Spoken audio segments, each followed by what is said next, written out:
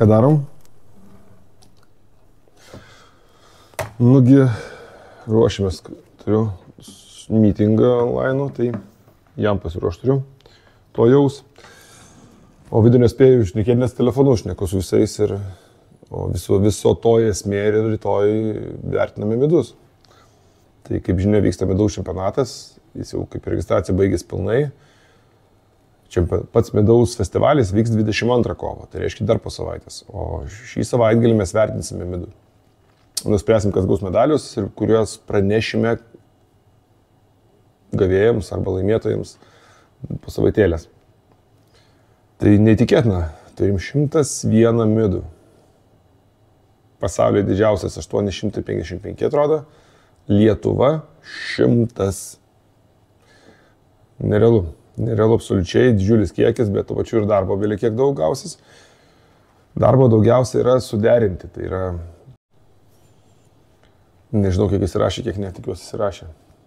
Tai midaus vertinimui pasiruošimo didžiausia dalis yra kategorijų sugrupavimas. Reiškia, kai kurios kategorijos turi labai mažai midų, kai kurios turi daugiau. Ir tas didelės reikės dalinti 2 stalam, mažas reikia apjungti. Kaip apjungti, kad jų nesumaišytum, tai aš griežtai esu už tai, kad jokių būdų negalima sauso midaus maišyti su jokių kitų midum pagal saldumą.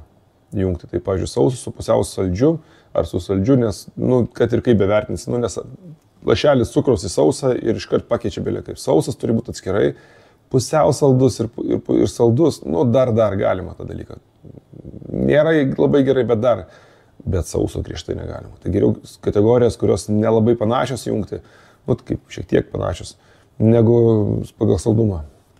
Tai didelis darbas yra suskirstyti kategorijas, po to duoti kategoriją, išskirstyti, kuris stalas kokią kategoriją vertins, kad nesusikirstų vertintojų midus, kuriuos jie patikė konkursui ir kategorija, kurią jie vertina. Tai žodžiu, esmė tokia didelis dalykas yra išlaviruoti tarp stalų, kurie vertina taip, kad nepasitaikytų jų pačių midus ant to stalo.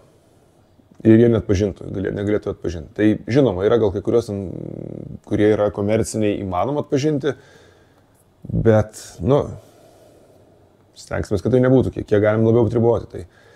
Tai žinoma, kad bus kalbų, kad jis įsivertino savo midų, gavo medalių, normalu, bet tuo pačiu, kodėl dirbdami darbą teisėjai negali būti įvertinti taip pat.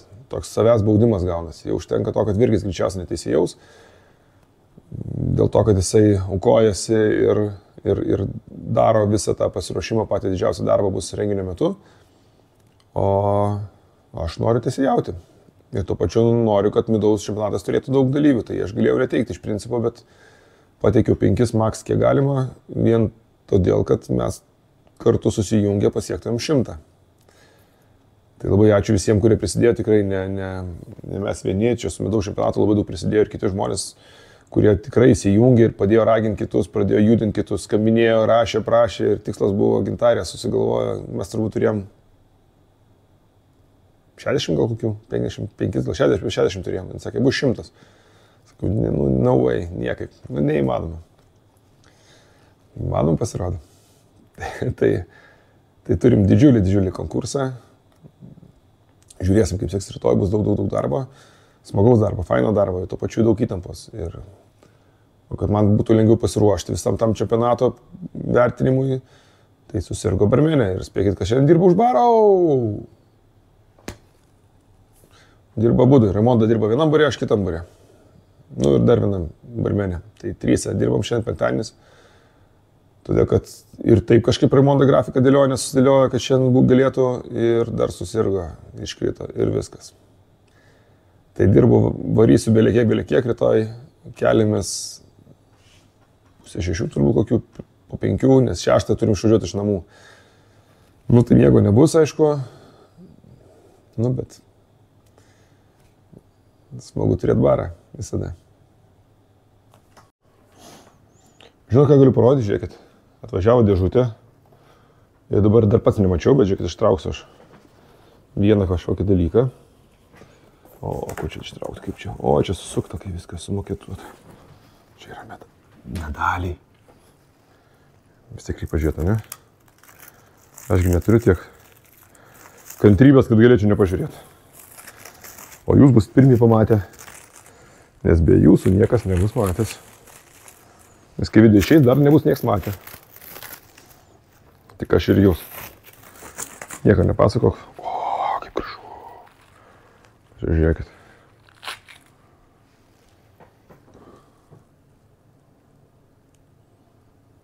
Gražus medalis. Didelis, labai gražus, pasikabinsit. Nuostabiai. Labai gerai atrodo. Labai gražu. Labai ryškus gavosi. Gerai, kad paėmėm juostelės. Buvo tam pasiūlymai Lietuvos spalvų, nes Lietuvos čempionatas sakiau, kad griežtai ne. Turi būti medalis išiškėtų. Ne juostelė turi matytis labiausiai, o medalis. Tai juodą paėmėm. Nu, labai gerai atrodo. Juostelė yra priedas, bet ne pagrindinis dalykas. Taip, absoliučiai nuostabu. Wow.